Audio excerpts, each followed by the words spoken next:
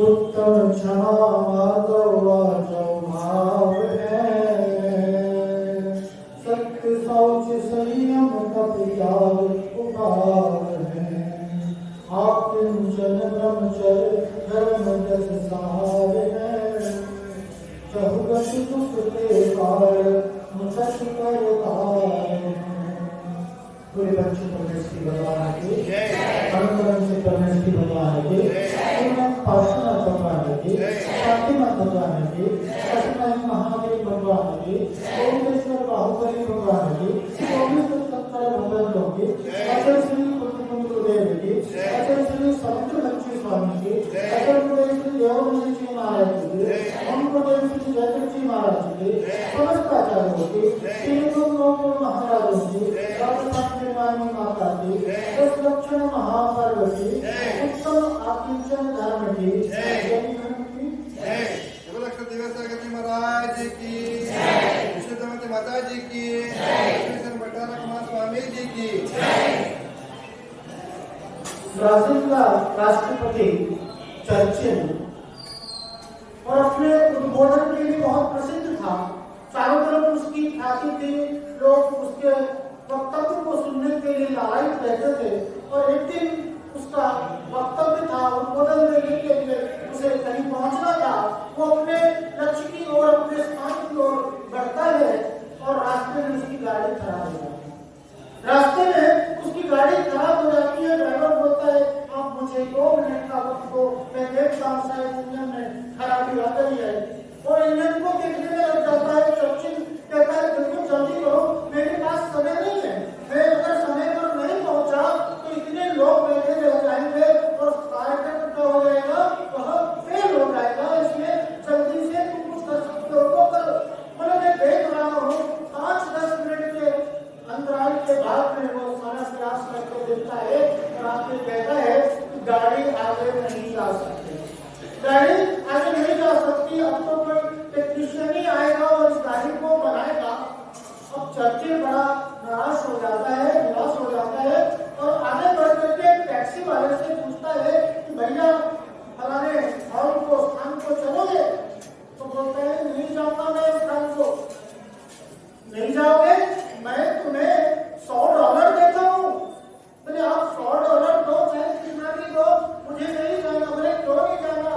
15 minute के बाद हमारे राष्ट्रपति चर्चिल का उद्बोधन रेडियो में आने वाला है, मैं उस कार्यक्रम को छोड़ना नहीं चाहता। चर्चिल ये बात सुन करके बड़ा मन ही मन प्रसन्न होता है। देखो मेरे वक्तव्य की इतनी ख्याति है, लोग मेरे लिए सब कुछ घर है ना, सब गंगा पानी सब छोड़ने को तैयार करते, मन तो प्रसन्न होता है। और उससे कहते सुनो मैं तुम्हें $10,000 देता हूँ। अब $10,000 की बात है तो क्या कहता है वो ड्राइवर, क्या कहेगा आइए साहब बैठिए, आइए साहब बैठिए, हम चलते हैं, आपको ले चलते हैं। चर्चिल बड़ा अचंभे में पड़ जाता है। उससे पूछता है क्यों भैया, अभी तो तुम जब $100 दे रहा था तो तुम तैयार नहीं थे और अभी तुम्हें $10,000 दे रहा हूँ, एक समय में तैयार हो गए। बोले कि बाहर में गया चर्चिल का उद्बोधन, ये $10,000 कितने मिलने वाले। अब जैसे ही ये बात मेरे को चर्चिल सुनता है, एक तरफ तो बहुत प्रसन्न था, दूसरी तरफ उसे क्या होता है, निराशा हो जाती है, अंदर में खेद होता है। आज 10 धर्म के अंतर्गत अकिंचन धर्म को जानने की बात है। और अकिंचन धर्म क्या कहता है कि ये जो अंदर में क्रोध आदि, राग द्वेष आदि, हर्ष विषाद आदि जो भाव आपके मन में उठ रहे हैं, ये भाव भी आपके भाव, इन भावों से अलग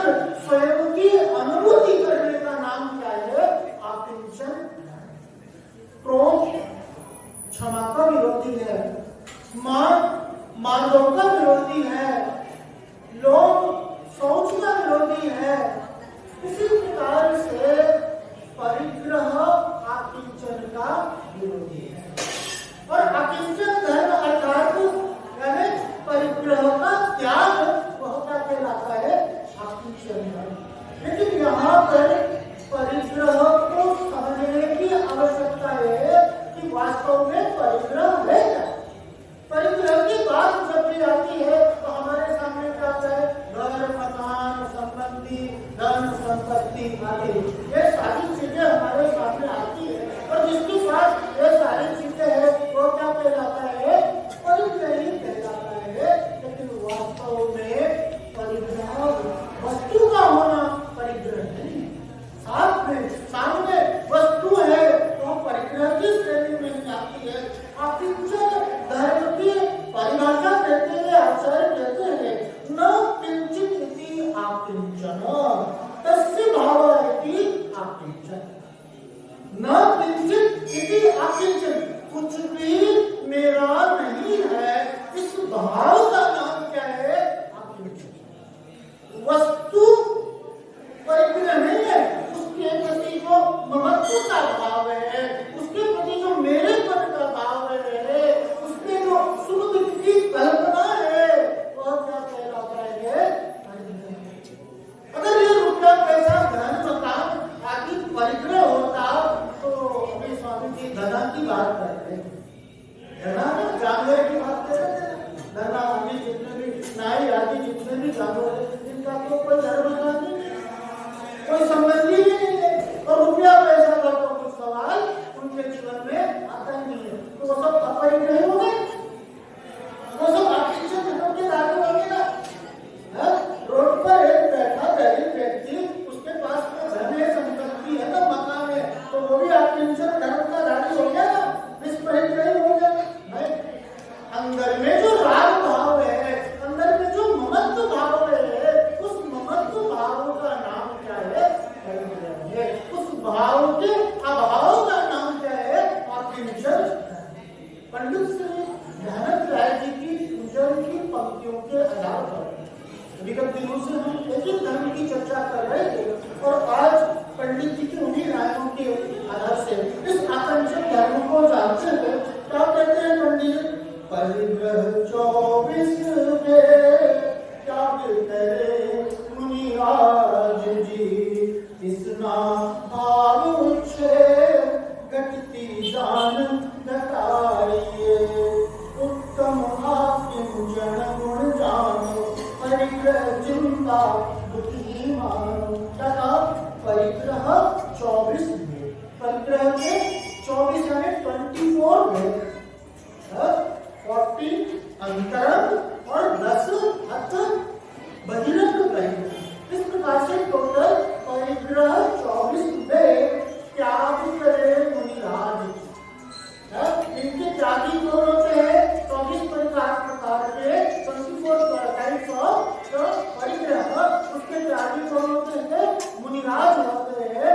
लेकिन यहाँ एक हमारे लिए भी, दृष्टि के लिए भी उसके प्रति ममत्व का, 24 परिग्रहों के प्रति ममत्व का, बंधु का भाव का त्याग हो सकता है। आंशिक रूप से हम भी अपने जीवन में अभ्यास करके इस अपरिग्रह धर्म को, आकिंचन धर्म को धारण कर सकते हैं। क्यों, इसना भाव अच्छे घटती जान घटाई। इसे घटाना है परिग्रह, बाहर में, अंदर में उसके प्रति जो तृष्णा के भाव है, उसके प्रति जो ममत्व के भाव है, जितना जितना ममत्व घटेगा, जितना जितना राग घटेगा, क्या कहते हैं, ये राग आग करेगा। इस प्रकार से अपनी क्या ईंधन को जलाती है, उसी प्रकार से यह जीव अंदर में तप रहा है, संताप हो रहा है। उस संताप का, तप का, दुख का कारण क्या है, कि राग। राग दुख का कारण है, और राग का अभाव अर्थात वीत रागता सुख का है। तो राग ही दुख का कारण है। कि क्या हुआ कि एक अरस थे, और अरवा के घर में, उनके घर में एक सेवक था, और वो सेवक बहुत पुराना सेवक था, कोई नया नहीं, मतलब उसका ही चले आते हैं। उस प्रकार से वो घर के सदस्य के जैसा था, घर में सफाई आदि करता था। और हुआ क्या कि उनके घर में एक बहुत सुंदर फ्लावर पॉट, जो कि बेल्जियम गए थे कभी, और उसके नाना परदादा गए थे बेल्जियम, तो बेल्जियम से वो फ्लावर पॉट लेकर के आए थे। और शाम को आकर के देखते हैं, वो अरस क्या देखते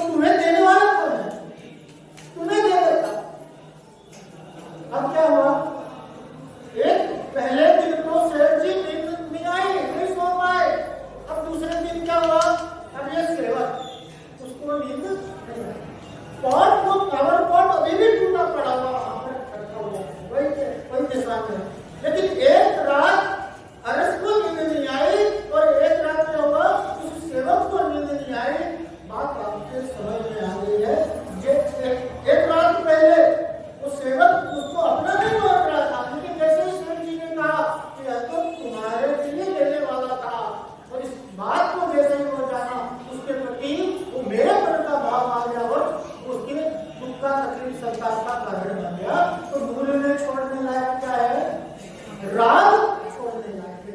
घर बार को छोड़ने का नाम क्या है? अकिंचन इत्यादि को जो घर बार छोड़ देते और जाकर के धर्मशाला में बैठ गया, वो त्यागी है क्या?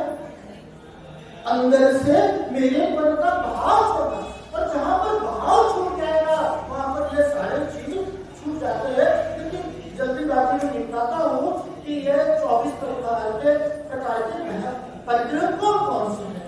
तो सबसे पहले अंतरंग परिग्रह में आती है मिथ्यात्व, क्रोध, मान, माया, लोभ, हास्य, रति, अरति, शोक, भय, जुगुप्सा, स्त्री भेद, पुरुष भेद, नपुंसक। ये 14 प्रकार के अंतरंग परिग्रह बताए। आपने सोचा भी था कि क्रोध करना परिग्रह हो सकता है, मान करना परिग्रह हो सकता है, लोभ करना परिग्रह हो सकता है, मैं हंस रहा हूं ना, तो भी परिग्रह। आप हंस रहे हो तो ये भी क्या है? हास्य एक कषाय के, जब भी हंसेंगे एक आमोद प्रमोद की बात अलग होती है, लेकिन जहां व्यंग्यात्मक हंसी होती है वो हंसी भी क्या है? परिग्रह की श्रेणी में आता है। और इन सब परिग्रहों का जो क्या है उत्पत्ति करता, जो बात का भी बाप है, दादा जिसको कहा जाए, उसको कहा जाता है मिथ्यात्व। कहते ना लोभ पाप का बाप करता है, और लोभ का भी बाप कौन है? मिथ्यात्व है। मिथ्यात्व के वशीभूति या जीव क्रोध आदि कषायों को करना है। तो सबसे पहले छोड़ने लायक क्या है? मिथ्यात्व। मिथ्यात्व छूटेगा तो शादी क्रोध आदि कषाय सबसे पहले छूट जाएंगे। तो सबसे पहले क्या छूटता है? मिथ्यात्व। जैसे ही मिथ्यात्व छूटेगा, मोह छूटेगा, या ममत्व का परिणाम छूटेगा, और घर बाहर क्या है? सब अपने आप छूट जाते हैं, छोड़ना नहीं पड़ती। अंदर में राग का भाव जैसे ही गया और अंदर में अकिंचन धर्म का प्रादुर्भाव हो जाता। क्षेत्र, वास्तु, हिरण्य, स्वर्ण, धन, दान, दासी, दास, कुप, भांड यानी बर्तन आदि, क्षेत्र यानी भूमि, मकान आदि, धन, नौकर चाकर आती है, गाय बैल आती है, ये सारे क्या है? बहिरंग परिग्रह है। लेकिन बाहर का परिग्रह संबंध किससे रखता है? अंतरंग से संबंध रहता है। कृष्णा भाव उच्छेद घटती जान घटाए, उत्तम आकिंचन गुण जानो, परिग्रह चिंता दुख की मानो। परिग्रह चिंता क्या है? ये दुख का कारण है। सर अभी आपकी गाड़ी बाहर खड़ी हुई और उसकी कोई एक व्यक्ति आए और आकर कहता है कि वो लाल कलर की कार है ना, उस पर एक बच्चा पत्थर रगड़ रहा है, उस पर एक बच्चा पत्थर को रगड़ रहा है। आप ये नौकरी छोड़ करके भागो कि नहीं? कोई आकर कहे कि वो क्रीम कलर की चप्पल किसकी है, वो चप्पल को भाई पहन करके जा रही है, आप क्या करोगे? चप्पल है तो चप्पल आती है, आपका जो है गाड़ी आती है, मकान आती है, इसके प्रति जो राग भाव है बहुत दुख का कारण। चिंता दुखी का जितना ज्यादा पड़ता है उतना ज्यादा क्या है?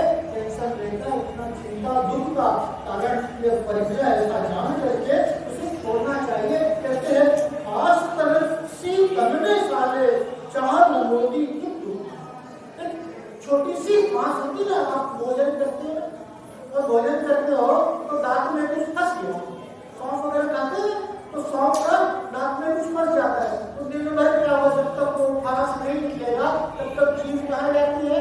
बार बार वहां जाएगी। ऐसे थोड़ा सा किंचित मात्र भी राग का भाव है, किंचित मात्र भी अस्तित्व का भाव है, तो वो क्या है? वो दुख का तकलीफ का कारण बनता है। अगर अंदर में थोड़ा सा भी राग है तो वह आपकी मुक्ति में बाधा देखो। प्रसिद्ध उदाहरण आता है चाह लंगोटी। एक लंगोटी को भी पाने की इच्छा है, अब लंगोटी तो क्या हुआ? उसकी सुरक्षा के लिए बिल्ली पाले, चूहा काट लिया, बिल्ली फिर बिल्ली को पालने के लिए गाय, फिर गाय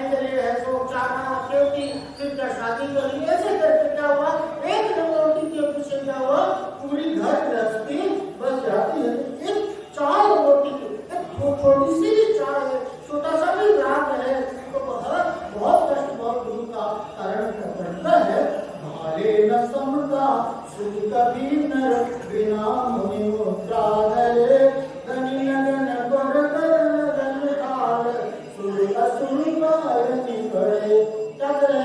भाले न समता सुख कभी नर बिना मुनि मुद्रा धरे, बिना मुनि मुद्रा धरे, बिना मुनि पद को धारण किए कभी भी सुख और शांति की प्राप्ति नहीं हो सकती। आचार्य कहते हैं पतिवक्षति आनंदम यदि इच्छति दुख परिमुखम, यदि दुख से छूटना चाहते हो तो क्या करो? पतिवक्षति आनंदम, दीक्षा को धारण करो, दीक्षा को धारण करो। लेकिन दीक्षा को धारण तो कर नहीं सकते, कर सकते थे, लेकिन मन में भाव तो कर सकते थे, नहीं कर सकते। मन में ऐसी भावना हो कि प्रभु मुझे ऐसी शक्ति देना कि मैं भी इस मुनि पद को, इस मोक्ष मार्ग को अपना करके रत्नत्रय को धारण करके मैं भी इस मोक्ष मार्ग पर अग्रसर होकर के मैं भी अपने कल्याण को प्राप्त करूं, क्योंकि सुख के और कोई साधन नहीं है। अगर सुखी होना है तो हमें क्या है? मुक्ति मार्ग के रत्नत्रय के अलावा हमारे पास में और कोई दूसरा उपाय नहीं है। धनी नगन पर नगन हारे सुर असुर पाय करे। धन्य है वो मुनिराज जो पर्वत पर खड़े होकर के तपस्या करते हैं और ऐसे तपस्या के प्रभाव से क्या सुर असुर देवता आदि भी उनके लिए नमस्कार करते हैं, पूजा करते हैं, उनकी आराधना करते हैं।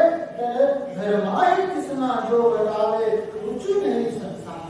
और वो श्रावक भी धन है जो घर में रह करके और क्या करता है? अपनी प्रश्ना को जीतता है, अपनी राग को जीतता है और संसार से और राग को संसार से रुचि को अपनी घटाता है। ऐसा श्रावक भी धन्य है। बहुत धन बुरा हो भला करिए लीन पर उपकारो। बहुत धन बुरा है लेकिन वह धन भी भला है जब उसे परोपकार में उसे धन को लगा दिया जाए तो वह धन भी है ना मेरे लिए धर्म का साधन बनता है। और ऐसा धर्म परंपरा से मेरे ऋषि का भरण बनता है। तो हमने क्या करना, क्या छोड़ना है? परिग्रह छोड़ना है, सारा वस्तु छोड़ना है कि क्या छोड़ना है? राग छोड़ना है। और सत्य के अनुसार जितना जितना हम राग को बताएंगे, आसक्ति को बताएंगे, उसके प्रति अपना भाव को बताएंगे, हमारे अंदर में धर्म का प्रादुर्भाव होगा। आज आप सभी ने अनंत कोटि पर्व की सेवा की है। 3 तक आप क्या करोगे? ये अनंत कोटि बड़े भक्ति भाव से मनाओगे। सभी ने व्रत उपवास आदि को धारण किया है और ये व्रत उपवास आदि धारण करने का विषय का उद्देश्य क्या है? आपने भोजन आदि का त्याग क्यों किया? प्रभु भक्ति आदि क्यों कर रहे हैं? आपने जो अनंत सुख को प्राप्त किया, ऐसे शाश्वत पद को आपने प्राप्त किया है। ये भगवान उसी शाश्वत पद के लिए, उसी अनंत दर्शन, अनंत ज्ञान, अनंत सुख रूपी संपदा क्या कहते हैं?